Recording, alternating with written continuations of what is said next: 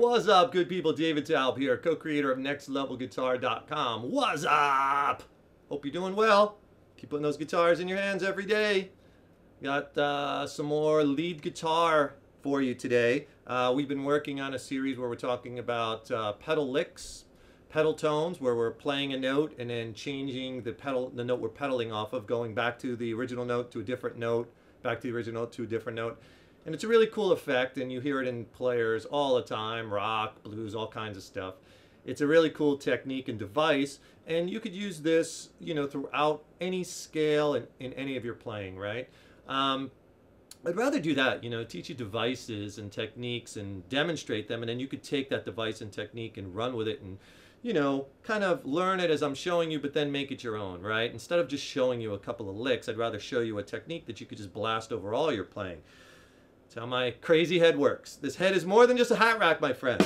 So we're playing over that jam track like in the beginning in the key of E minor. It's just an E minor chord to a C suspended second chord. And like I said in the first lesson, I can't say this enough, it's worth repeating. It's really the chords that kind of give you the roadmap to what you're going to use solo and improvisation wise. And I'm picking out notes in those chords, and I'm kind of using those for my pedal notes because those are strong chord tones. I'm picking out the notes that sound good to my ears, and you want to try to find the notes that sound good to your ears, right, and make it your own. It's all about the sounds, right? We're taking these sounds, these notes, and doing things with them that are musically interesting, right? So lay that jam track down, or lay those chords down, and you know, just get lost in it and try some of the things I was showing you in the first lesson. And now we'll get into some melodic stuff. And if you'd like a free video lesson that's not on YouTube and a coinciding ebook, right? I'll send it to you for free. The ebook is awesome. It contains all kinds of scale diagrams and chord charts. It's packed with killer lessons. It's a great reference manual. Just click in the YouTube description box. There's a link. Click on that link, follow the screens, and I will send you a free video lesson and a coinciding ebook, all from Next Level Guitar. So if you get a chance, please click on that link. Now we're using like same scales like we did in the first lesson. We're using E natural minor to play over this, and also that's also called E Aeolian mode, right? And we're also using E minor pentatonic and blues. And if you didn't see that first lesson, let me show you those scales up close. So one of the scales that we'll be using over these tracks is going to be the E natural minor scale. This is the 12th fret. And that's the root note, one of the root notes. That's how you can find it real easy. First finger, 12th fret. And I'll play the scale like this.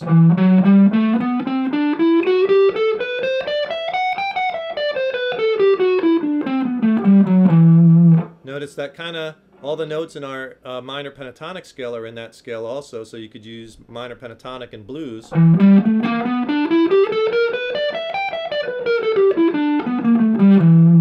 Right? And we'll use this other E natural minor scale, which will be down here at the 7th fret root. You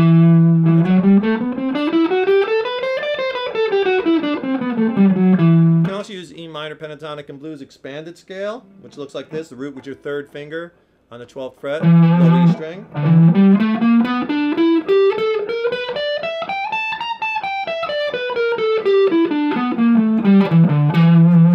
So I did some playing in the intro where I kind of did a repeated lick using a pedal tone that kind of sounded like this. I kind of started it off.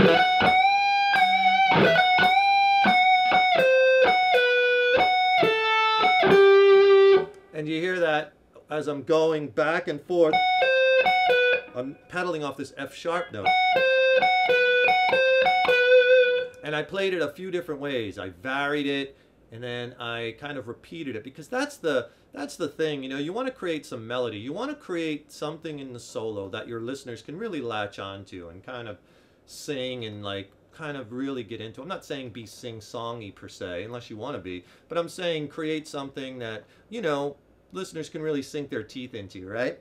And this has a lot of melody, especially because we're using half steps, using this natural minor scale, and we're using this pedal, and we're playing it multiple times, you know, kind of hitting them over the head with it, kind of like repeating the chorus of a song, right? Get to that hook, get to the hook, hit them over the head with it, right? So the lick, I started off like this.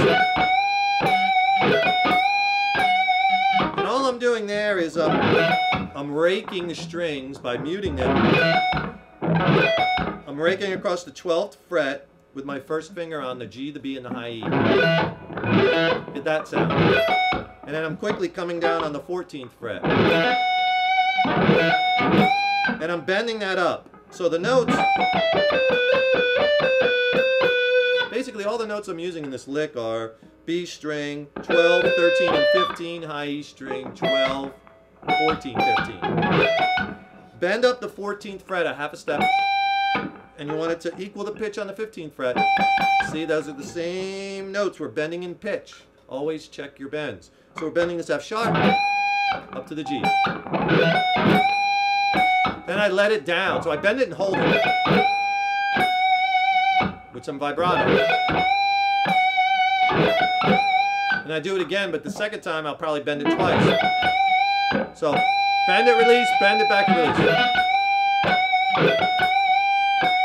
release. It's a little different twist on than just bending it once both times. And I was playing that over the E minor chord. Then the chord changes.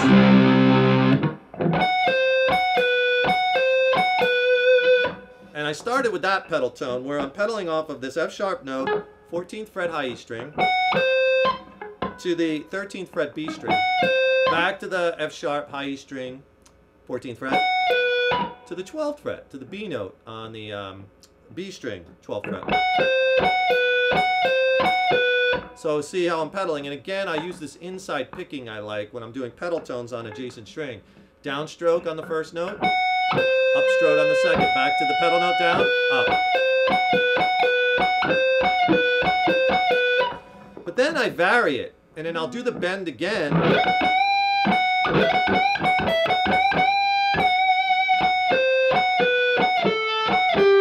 And I love doing licks like that where I'm basically going down the scale on one string.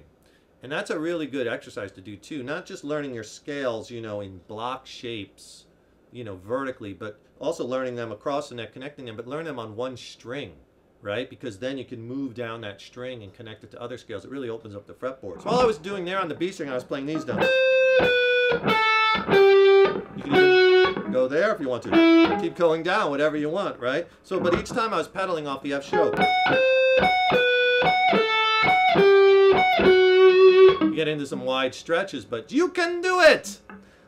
So, high E string 14, B string 13, B string 12, B string 10, B string 8, B string 7. So you get this.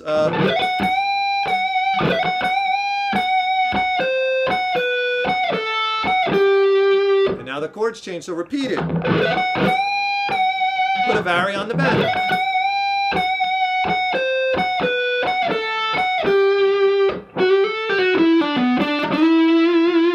Right, and then you could do a little legato. I was in E natural minor here.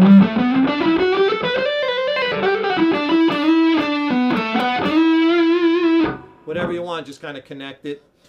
But you see the power of that, the power of melody, the power of repeating your licks, the power of taking a bend or a lick and varying a little bit so the listener still hears part of that kind of theme, creating that theme, and then varying it with melody. And I particularly like this natural minor scale over this track because it gives you those half steps, which you don't have in minor pentatonic, except for that blue note. Don't have a minor pentatonic in blues or the blues scale. Minor pentatonic is mostly minor thirds, 3 frets in between all the notes, a step and a half or a whole step. So those half steps are very melodic and I exploit them a lot. Take this, run with it, you know, look at that scale I showed you and kind of come up with some other pedal licks within that scale, right? Just find a note that you like over the chords. Sometimes it's nice just sit there, play a chord, you know, loop it, and then play different notes over it, and see what you like, what sounds good to your ears, and use that note as your pedal note, and back to it, something else, back to it, something else, bend, back to it, something else, right? And you get these cool movements, and that's what really makes your solos kind of give it that punch and make them memorable, right? I get a lot of questions on gear, and for the lesson today, I'm using an American-made Paul Reed Smith 513 guitar. Has all single coils. I'm mainly playing out of the back two, which kind of you could wire together for a humbucker, and the front one, the neck pickup, and that's how I get the sounds out of the guitar. And as far as amps, I'm plugged straight into my Mesa Boogie Mark II tube amp, all tube. Plugged straight into the front of the amp, and the only thing as far as effects I have is just the delay pedal in the effects loop. And the delay is basically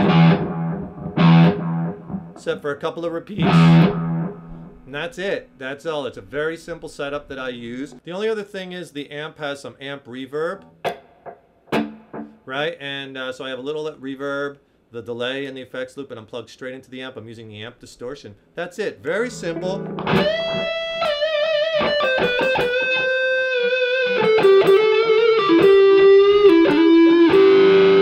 And if I go to the back pickup, I get more of that screaming kind of lead sound.